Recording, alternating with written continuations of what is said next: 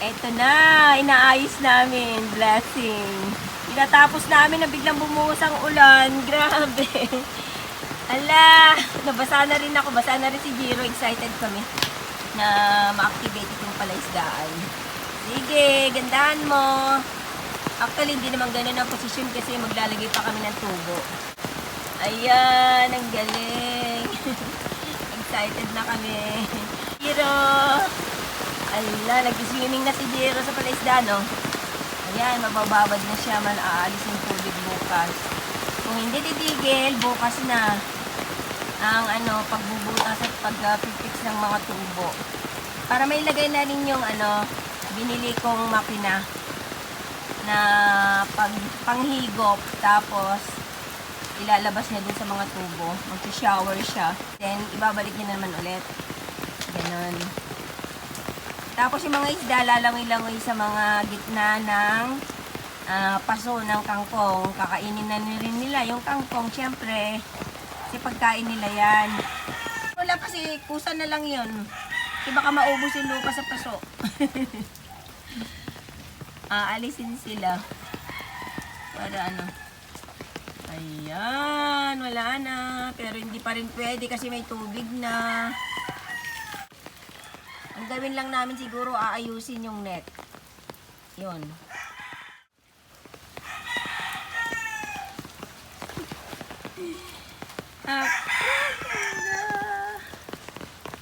Hello, Blackie!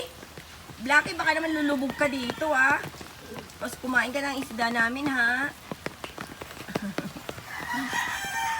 Okay, ang galing. Okay. Ayos. Ayos na ayos. Ayusin pa namin talaga.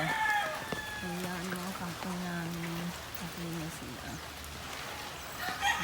Excited din si Hero talaga, guys. Jiro pala. Okay.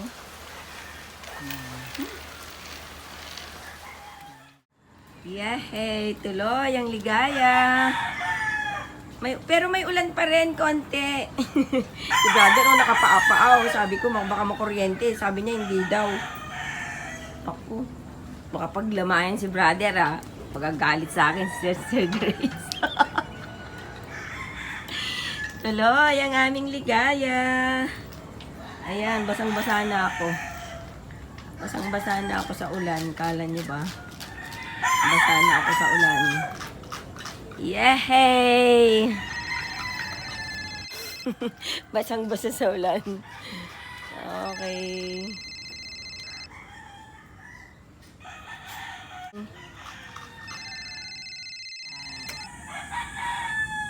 Ay, matatapos na.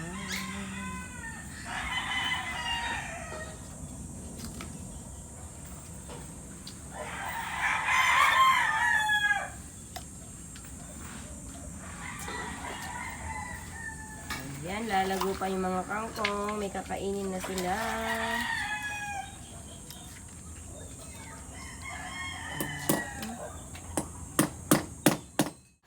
Ayan, tapos na.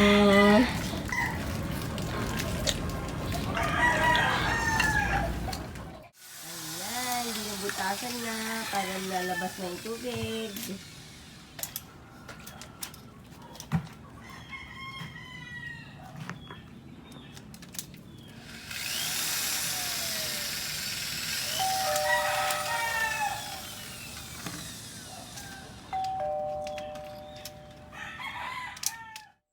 Okay, go! Wow! Yay! Ang ganda! Lakasan mo! Yay! Tagumpay! Ayos! Ayos, Ala, Jiro! Jiro, patayin mo na! Yay! Tapos na!